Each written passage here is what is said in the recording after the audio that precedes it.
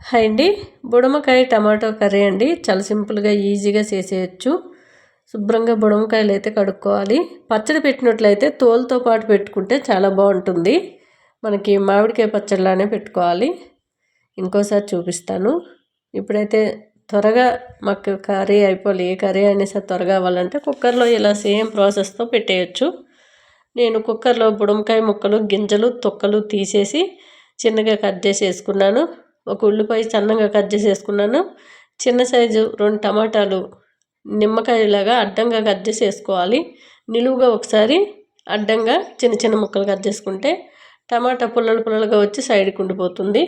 కొద్దిగా పసుపు, సాల్టు, కారము, ధనియాలు, జీలకర్ర పొడి 1 స్పూను, అట్లనే కొద్దిగా ఇంగువ, కరివేపాకు, పాలమిగడ, అంతేనండి. కొద్దిగా వాటర్ పోసుకొని బాగా కలిపేసుకొని ఐలో పెట్టి 2 విజిల్ వస్తే సరిపోతుంది. చక్కగా ఉడికిపోతుంది, త్వరగా అయిపోతుంది.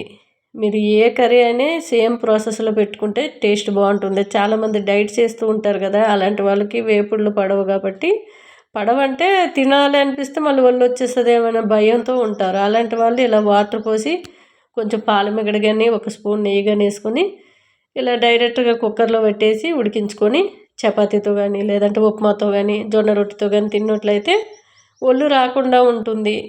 చక్కగా ఆరోగ్యంగా ఉండొచ్చు. చూసారు కదా, 2 విజిల్ వచ్చాక మూత ఓపెన్ చేస్తే చక్కగా ఉడికిపోయింది.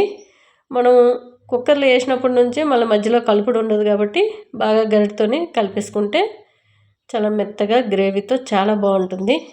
చపాతీ అయినా రైస్ అయినా బాగుంటుంది. జొన్న రొట్టెపైకి అయినా బాగుంటుంది.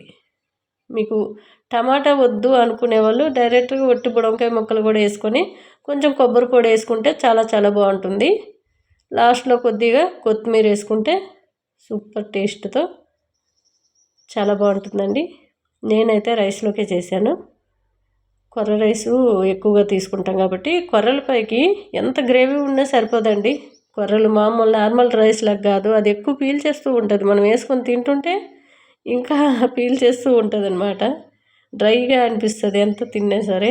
అందుకనే కొర్రలు ఎంత పెట్టుకుంటే కర్రీస్ అంత డబుల్ పెట్టుకోవాల్సి వస్తుంది.